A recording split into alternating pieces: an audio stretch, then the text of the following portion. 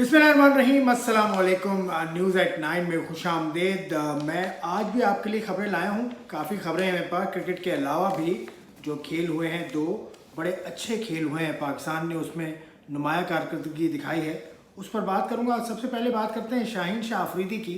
शाहीन शाह अफरीदी पाकिस्तान के top bowler हैं, left arm bowling करते हैं। आपको मालूम है पिछले मैच में उन्होंने 5 खिलाड़ी आउट किए थे।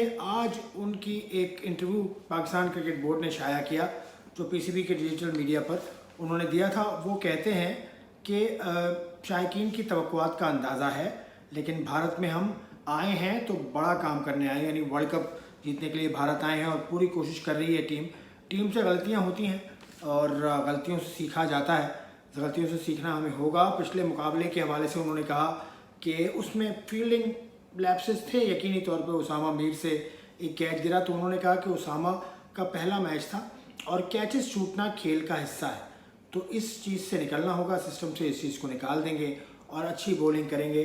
और उन्होंने लाइन और लेंथ के ऊपर ख़ास बात की कि बॉलर्स को लाइन और लेंथ जज करना और लाइन और लेंथ के हिसाब से बॉलिंग करना बॉलर का काम होता है और बॉलर को इस सूरत हाल में सीखना ज़रूरी होता है। यहाँ विकेटें ज़रा मुश्किल हैं बॉलिंग के लिए, तो पाकिस्तान ने काफ़ी मेहनत की है और अगला मुकाबला पाकिस्तान का कल है अफ़गानिस्तान से। अफ़गानिस्तान के साथ पाकिस्तान की रिसेंटली राइवलरी एक बन चुकी है, उसको देखते हुए काफ़ी तवक्को है कि पाकिस्तान के ख़िलाफ़ बहुत ही जारहाना मिजाज के साथ अफ़गानिस्तान की टीम आएगी।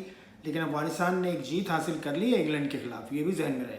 तो अफ़गानिस्तान की टीम पाकिस्तान पर ख़ासा दबाव बनाएगी। स्पिनर्स उनके मुजीबुर रहमान, उसके अलावा नबी और टॉप स्पिनर उनके राशिद खान पाकिस्तान को मुश्किल डाल सकते हैं, लेकिन पाकिस्तान ने तैयारी कर ली है और पाकिस्तान यकीनन अच्छी तरह से नबर्द आज़मा होगा पाकिस्तान अफ़गानिस्तान के ख़िलाफ़। ये थे शाहीन अफरीदी। इनके साथ इमामुल हक ने आज प्रेस कॉन्फ्रेंस की और चेन्नई में उनकी press conference Pakistan cricket board के तवज्जुह से हमें मिली और उसमें शाहीन अफरीदी के बाद अब ये भी यही कहते हैं इमामुल हक के जो विकटें हैं वो बहुत ज़्यादा बॉलर फ्रेंडली नहीं है, विकटें ज़्यादातर बैट्समैन फ्रेंडली हैं। तो सिर्फ पाकिस्तान ही नहीं बल्कि दीगर मुल्कों के बॉलर्स को भी बहुत मार लग रही है। 367 का पिछले मैच में हदफ था ऑस्ट्रेलिया के ख़िलाफ़, उसको नज़र में रखते हुए पाकिस्तान का जो अंदाज़ था वो रिस्क टेकिंग था ज़रूर शुरू में, तो रिस्क लेना ज़रूरी था क्योंकि इतना बड़ा स्कोर पाकिस्तान को चेज़ करना था। उसके अलावा उन्होंने कहा कि पाकिस्तान का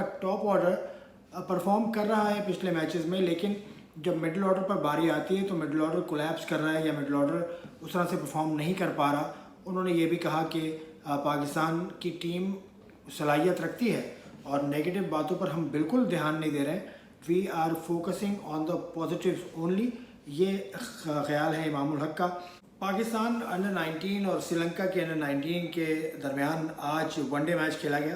पहला वनडे था, ये 5 वनडे मैच की सीरीज़ है जिसमें जो पाकिस्तान हार गया मैच, ठीक है। 300 प्लस श्रीलंका ने बनाए थे, पाकिस्तान की टीम नहीं अचीव कर सकी, लेकिन मैं खुद नेशनल स्टेडियम कराची में मौजूद था और मुझे जो चीज़ लगी ना वो मैंने महसूस किया, पाकिस्तान क्रिकेट बोर्ड की जो इन्वॉल्वमेंट है वो कम है। मुझे पाकिस्तान क्रिकेट बोर्ड का कोई ऑफिशियल नज़र नहीं आया, कोई high official Pakistan cricket board का वो मैंने नहीं देखा स्टेडियम में, क्योंकि आखिरी में जब इनामात की तकसीम थी तो उस वक्त तो कोई पाकिस्तानी ऑफिशियल नज़र आ जाता, क्योंकि श्रीलंकन कौंसल जनरल वहाँ मौजूद थे और वो काफ़ी देर उन्होंने मैच देखा। मतलब वो आए थे बहुत पहले और वो मैच ख़त्म होने के बाद, सेरेमनी ख़त्म होने के बाद वो गए हैं, तो उनकी इन्वॉल्वमेंट थी, लेकिन पाकिस्तान से मुझे कोई नज़र नहीं आया। तो that is the thing which I want to highlight. और मैं पाकिस्तान क्रिकेट बोर्ड को ये कहना चाहता हूँ कि ये जो सीरीज़ है श्रीलंका और पाकिस्तान के अंडर 19 टीम्स खेल रही हैं, ये कहीं लाइव नहीं आ रही। लाइव नहीं आने की वजह जो हमें बताई गई वो तो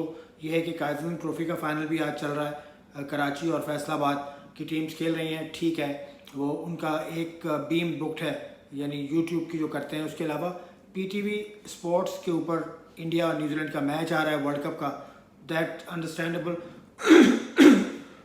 लेकिन क्या इसका कोई मुतबादल नहीं हो सकता था? पीटीवी नेशनल या कोई और यूट्यूब चैनल, कोई यूट्यूब चैनल नया बना लें। यूट्यूब चैनल बनाने में कितना देर लगती है, लेकिन इन बच्चों की परफॉर्मेंस तो किसी को नहीं पता। अब शामिल हुसैन बैट्समैन है पाकिस्तान अंडर 19 के, उन्होंने 98 रन बनाए 120 बॉल्स पर। तो मेरा ये कहने का मतलब मेरा कहना यह है कि पाकिस्तान क्रिकेट बोर्ड की जानिब से कुछ न कुछ इनके लिए भी होना चाहिए था, बच्चों के लिए ज़रूर होना चाहिए था। अब आ जाइए, एक और ख़बर मैं आपसे डिस्कस करूँगा, वो लास्ट में है। वकार यूनुस ने एक बयान दिया है, वो बिल्कुल लास्ट में बताऊँगा, लेकिन अभी थाईलैंड से एक ख़बर है। पाकिस्तान के जमील रिजवी हैं, उन्होंने इंटरनेशनल जुजित्सु चैम्पियनशिप में गोल्ड मेडल हासिल किया है। जमील रिजवी लाहौर से ताल्लुक़ रखते हैं, पाकिस्तान की शहर, और जमील रिजवी काफ़ी अरसे से मार्शल आर्ट की इस सिंफ यानी जुजित्सु खेल रहे हैं और थाईलैंड में इंटरनेशनल चैम्पियनशिप जीती है। तो कॉन्ग्रेचुलेसन जमील रिजवी साहब, आप आगे भी ऐसी तरक्की हासिल करते रहें। अब आ जाइए, last but not the least is what Waqar Yunus said. उन्होंने ये कहा कि मैं आधा ऑस्ट्रेलियन भी हूँ, डोंट कॉल मी अ पाकिस्तानी, इस तरह की कोई बात उन्होंने की थी। तो उसके ऊपर बहुत ज़्यादा बातें हो रही हैं, लेकिन मैं समझता हूँ कि वकार ने जो बात की, ऑनेस्टली उन्होंने ये बात की है, क्योंकि अगर आपके पास नेशनलिटी है किसी और मुल्क की, तो उस मुल्क का भी आप पर हक तो बनता है।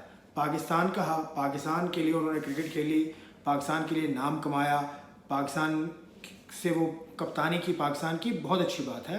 ये सब पाकिस्तान को वो क्रेडिट इसका देना चाहिए, और देते हैं और देंगे, क्यों नहीं देंगे। लेकिन वकार यूनुस ने अगर ये कह दिया कि मैं ऑस्ट्रेलियन भी हूँ, तो इसमें क्या बुरा मानने वाली बात है। आप अगर पाकिस्तानी होते हुए अमेरिका की नेशनलिटी आपके पास है, अमेरिकन पासपोर्ट आपके पास है, तो you are called American Pakistani, तो उसमें क्या बुरी बात है। आप अमेरिका की नेशनलिटी होते हुए भी आप पाकिस्तान के अफेयर्स में अपनी राय से नहीं करते हैं, राय देते हैं, ठीक है, you are more than welcome.